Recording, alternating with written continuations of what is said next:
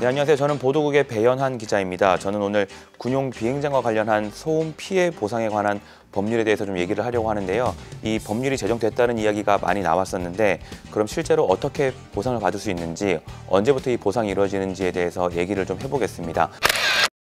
이 법률안이 어떤 내용이 담겨 있는지를 설명해 드리면 가장 쉽게 이해가 될 수 있을 것 같은데요.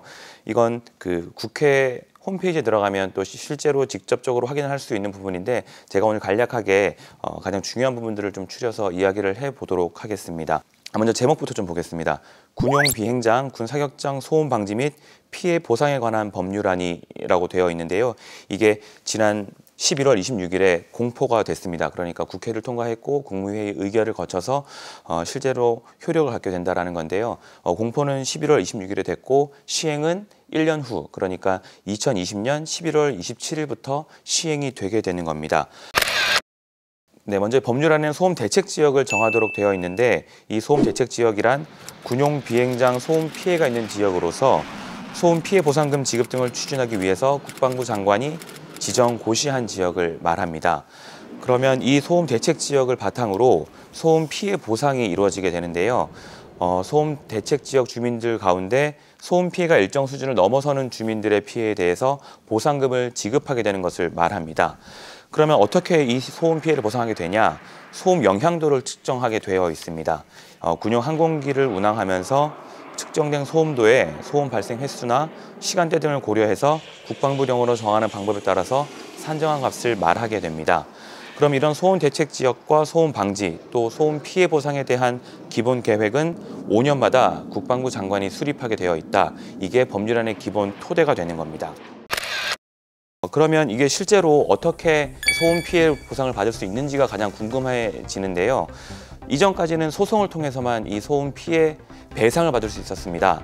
피해 보상과 피해 배상이 조금 차이가 있는데, 배상은 불법적인 행위로 인해서 발생하는 피해를 갚는 것이다, 이렇게 되어 있고, 보상은 합법적 행위로 인해서 발생하는 피해가 보상이 되는 거다, 이렇게 되어 있는데요. 그러니까 이전까지는 이런 법률이 없었기 때문에 소송을 통해서 지급하니까 배상이 되었던 거고, 이제부터는 법률이 제정이 되었기 때문에 합법적 행위다, 그러나 거기에 대해서 피해가 발생하기 때문에 보상을 해주겠다, 이렇게 되는 겁니다. 그러면 지금 이제 소송을 진행하는 분들은 어떻게 되느냐, 이런 궁금증도 굉장히 많으신데요.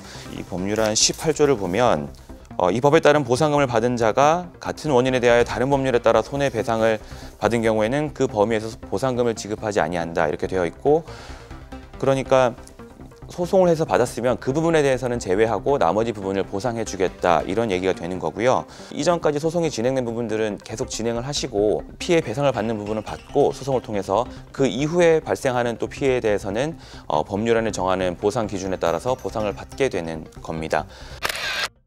그러면 이 피해 보상 금액은 어떻게 되나? 현재 예상하고 있는 건 기존 대법원 판례 배상 기준에 따라서 피해 보상 금액도 정해질 가능성이 높은데, 기존에는 약 5분의 1가량이 수임료로 나갔습니다. 그런데 이런 부분이 제외되기 때문에 앞으로는 피해 보상액은 조금 기존에 받던 배상 금액보다는 조금 높아질 가능성이 있을 것으로 보입니다.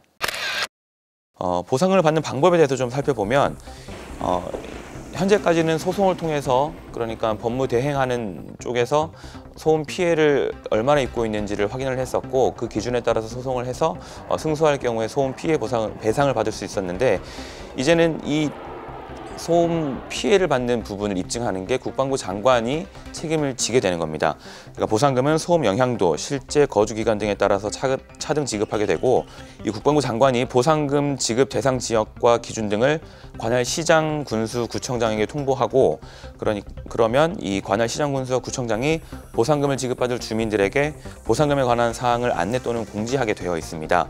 그러면 이 해당이 되는 주민들은 관련 증빙 서류를 첨부해서 서면으로 시군 구청장에게 지급 신청을 하게 되면 최종적으로 주민들에게 지급이 되는 건데, 지금의 소송과 다르게 증빙 서류만 첨부하면 소음 피해 보상을 받을 수 있게 되는 겁니다. 그러면 이걸 언제부터 이렇게 소송 피해 보상을 받을 수 있는지가 먼저 궁금해지는데, 아까 말씀드렸듯이 이 법이 공포된 것이 올해 11월 26일입니다. 그리고 시행되는 것은 2020년 11월 27일이 되는데요. 국방부는 내년 초부터 소음 영향도 조사에 나서게 됩니다.